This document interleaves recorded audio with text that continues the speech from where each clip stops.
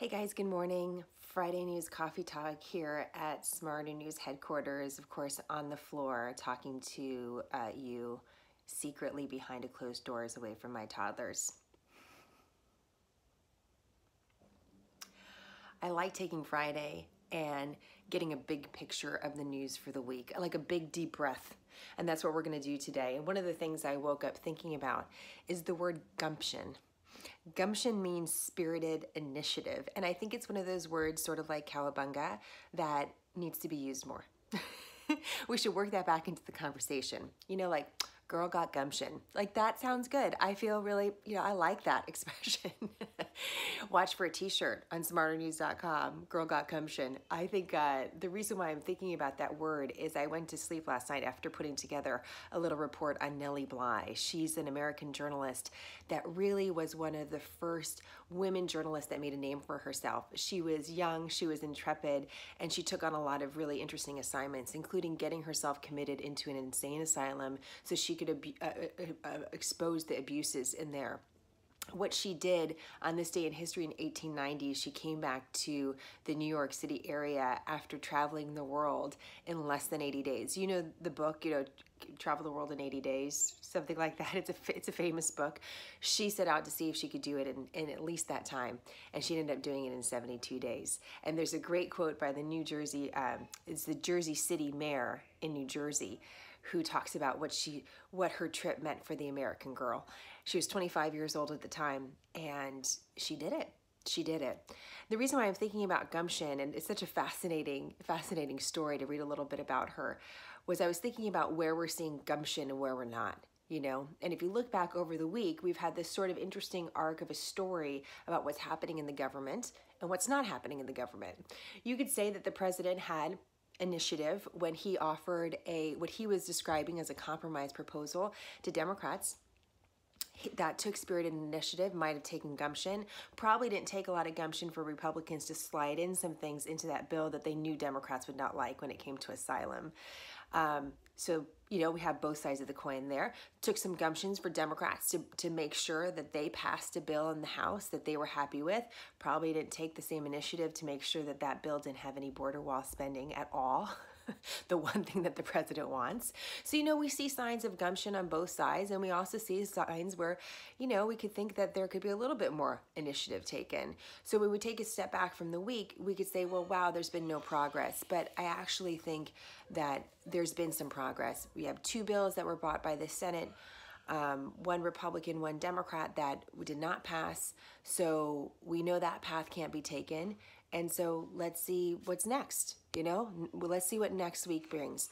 One of the things that I think we've missed on SmartHER News is I'm talking a lot about these politics because I want to give you guys a big overview.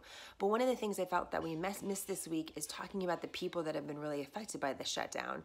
It's about 800,000 people. The media, we talk about, the government shutdown. This is a partial government shutdown. It's important to mention that. And it's a shutdown that's historic, only going back to the 1970s, because that's the way that we sort of changed the way that we were allocating money and the way that the government works. So it's historic going back to the 1970s. But if you're a real person affected by this is real life. And I just thought it would be important to have a voice on that. And I was talking with one of our followers through Instagram. And admittedly, I didn't ask for her government badge. I hope this makes her laugh. But I believe her, and I believe what she shared with us is very consistent with what others are saying. But I think it offers a unique perspective. I said, hey, do you mind if I share with our community sort of how you're feeling? No names, just give us an idea of what family life is like for you. And she wrote me this, and I thought it would be really great to read her words directly so that we have an idea on the gumption that it's taken for employees that are affected by this shutdown. And here's what she said. She said, I'm a mid-career federal employee. I've served in both the military and civilian agencies. How interesting. This is not my first furlough, which means the shutdown or the temporary layoff. Hey, I'm doing my video. Oh, what are you doing in here? I'm just gonna put my iPad while it's charged. Okay. Do you mind grabbing it? Yeah, is it charged? I think it is charged. I'm sorry. It never fails. Okay, this is not my first. Oh, it's cooking. Okay, great. Can you close that door for Mommy?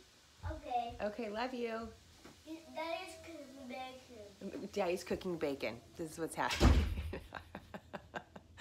Okay, so let me get back to this. She says, this is not my first furlough, which would be a temporary layoff. So here's what else she says. She says, this administration has been different from the beginning.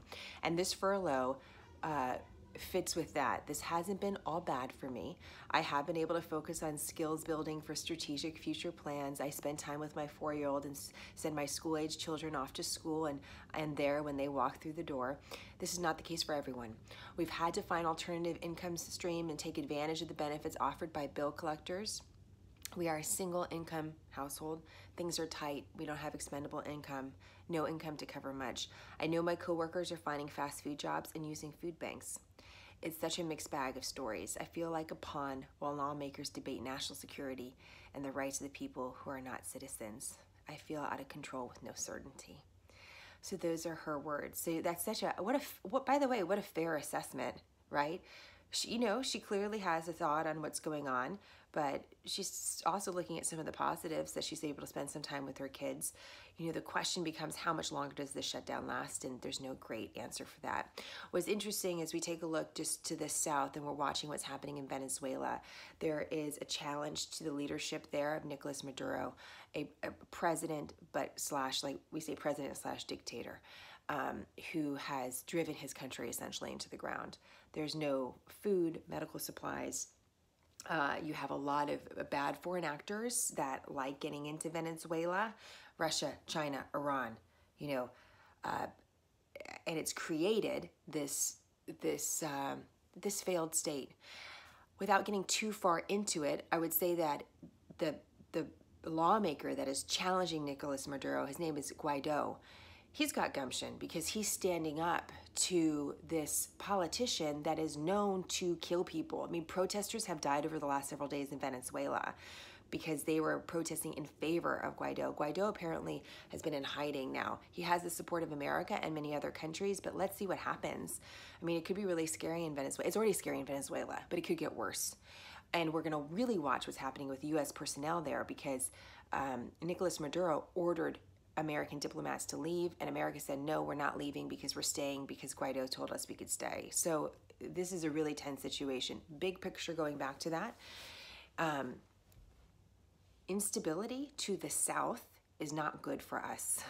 I think people get really caught up into the minutia, and that's really important. But remember, Venezuela is far from the U.S. southern border. You're not getting Venezuelans rushing the southern border. You're not.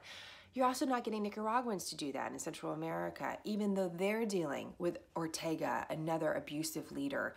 Part of the reason that you're not seeing that is because Ortega closes the border so they can't get out. No one can get in. But the instability to the south can cause a ripple effect. When we're talking about Guatemala and Honduras and the violence there because of cartels, part of the reason why the cartels are so powerful is because the government is not. So you're dealing with these sort of dominoes of different states in different states of failure. Now, there are those that could say, well, Guatemala is not a failed state, but Guatemala has like 50% poverty. So you're that instability is really affecting our U.S. southern border. So think big picture with that. I think that's really important to know about. Okay, I'll wrap this up for you guys, but I think those are the things to think about. Who has gumption and who doesn't? Where are we seeing gumption and where are we not? I'm thinking of our SmartHER News family member here who is kind of writing out this huge political debate in a very personal way. She's got gumption, right? She's got a lot of gumption. How can we have some more gumption in this debate, but also in our own lives, right? How can we bring the word gumption back? So those are a couple things I want you to think about this week as we head into the weekend. A couple things I just want to mention, stories that to watch out for at SmartHER News. Roger Stone, friend, I guess, can I say friend? Quotes, President Trump was arrested as part of the special counsel investigation early on Friday morning. It's really important to put that in context of the broader special counsel investigation, and we're going to be able to do that for you. Several of you have asked about a New York State new abortion law that was able to be passed over this last week. I think that's also a really important story that needs appropriate context. So we'll be covering that as well on SmartHER News next week, because even though New York passed that law, you're seeing other states go the opposite direction and place with stricter laws. So I want to make sure that we provide the right context of what's happening in America. Okay, guys, let me refresh the page. If anyone has any questions, happy to take that. But in the meantime, I hope you have a great week. We're going to continue to watch what's happening with the government shutdown, keep a close eye on what's happening in Venezuela, and if you can, take a moment and read a little bit about Nellie Bly and the gumption that she had to tell the stories that she wanted to and thought were really important to tell. Thanks for your support of SmartHER News, and let us know if we can do anything better. info@smarthernews.com or direct message us as well through Instagram. Have a great weekend, guys.